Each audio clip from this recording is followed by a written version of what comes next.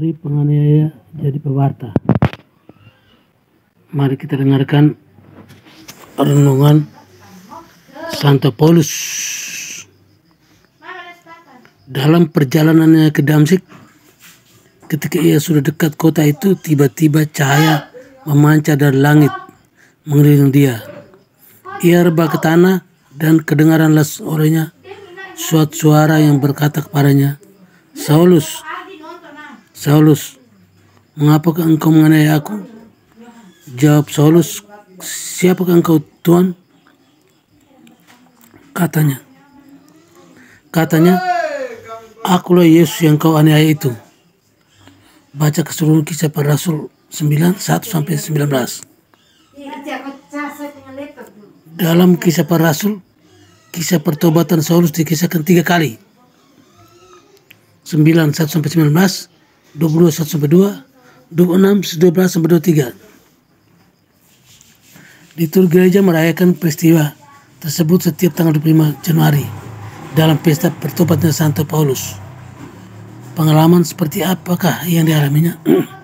Saulus, tokoh muda Yahudi, dididik dengan teliti oleh rabi terkenal pada saat itu, Gamaliel. Saulus adalah ahli kitab suci dan hukum Yahudi. Ia seorang Farisi menurut mazhab yang paling keras dalam agama Yahudi. Baginya, Yesus orang Nazaret yang mati salib itu adalah orang yang dikutuk Allah. Suatu ketika, Mahkamah Agama menjatuhkan hukum rajam kepada Stefanus, seorang pengikut Kristus. Saulus melihat dan mendengar kemarahan orang melempari batu. Ia melihat Saulus bersimbah darah dengan luka-luka di sekujur tubuhnya.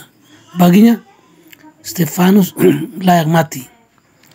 Pengikut orang yang dikutuk Allah harus dibasmi karena melakukan kebodohan dengan melanggar hukum Taurat. Ketika melihat bertambah banyaknya pengikut Kristus, Saulus semakin berkobar-kobar untuk mencari mereka dimanapun berada. Hal ini dianggap sebagai kewajiban keagamaan untuk mempertahankan iman akan hukum Taurat, agama dan tradisi nenek moyang. Supaya memiliki kewenangan yang lebih luas untuk memburu, untuk menangkap, menganiaya, dan membunuh, Saulus menghadap imam besar dan meminta surat kuasa darinya. Lalu apa yang terjadi? Ketika sudah dekat kota Damsyik, tiba-tiba cahaya memancar dari langit mengelilingi dia.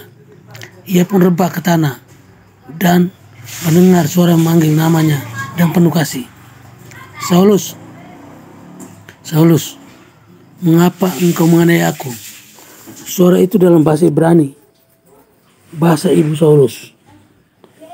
Tetapi ia belum mengenal suara itu, sehingga ia bertanya, "Siapakah engkau, Tuhan?" Jawab yang diterima Saulus adalah jawaban dari Yesus yang bangkit. "Akulah Yesus yang kau aniaya itu." Saulus mengalami pengalaman disapa oleh Yesus orang Nazaret yang disalib, wafat dan makamkan.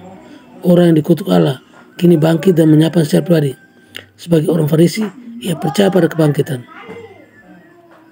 Ia yang tadinya mempunyai kekuasaan begitu besar memburu dan menganiaya kini tidak berdaya. Terjadi pergumulan batin yang luar biasa untuk dapat menerima Yesus. Ia berada dalam kegelapan, kebutaan mata dan pendengaran akan kasihnya. Pikirnya, apakah salahku? Aku berbuat sesuatu yang benar menurut hukum Taurat. Aku taat menjalankan kewajiban imanku. Menurut perhitungan manusiawi, Saulus tidak mungkin bisa menerima wahyu rahmat ilahi yang akan mengubah hidupnya. 3 hari lamanya ia tidak dapat makan dan minum. Dalam situasi bimbang dan tidak berdaya, ia terus berdoa. Melalui Ananias, orang yang penuh Roh Kudus, orang yang harusnya takut untuk diburu dan dibunuh, justru hadir memberikan kekuatan dan peneguhan. Saulus keluar dari kegelapan menuju cahaya Yesus yang bangkit. Matanya dapat melihat. Dan Saulus dibaptis. Perjumpaan dengan Yesus yang bangkit telah membuka wahyu ilahi mengenai keselamatan. Sekarang dia yakin bahwa Yesus Kristus yang bangkit itulah yang mampu menyelamatkan manusia. Pengalaman ini membuat dia berani memilih menjadi pengikut Kristus dan wartakannya ke seluruh dunia. Bahkan rela menderita untuknya. Ia menanggung banyak penderitaan, tetapi bagi Paulus, menderita dan pewartaan Injil merupakan kebanggaan Sebab salib Kristus itu merupakan suatu kebijaksanaan Allah dalam menampakkan kasih dan yang besar. Bagaimana dengan nasib kita? Bagaimana dengan kita semua? Semoga kita yang telah mengalami Yesus yang bangkit mampu menjadi pengikut Yesus dan mengatakan Injil.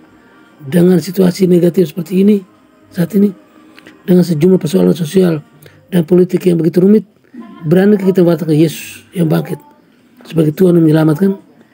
Jangan takut. Tuhan Yesus menyertai kita dan Roh Kudus pasti membimbing dan menguatkan kita semua. Sekian dan terima kasih.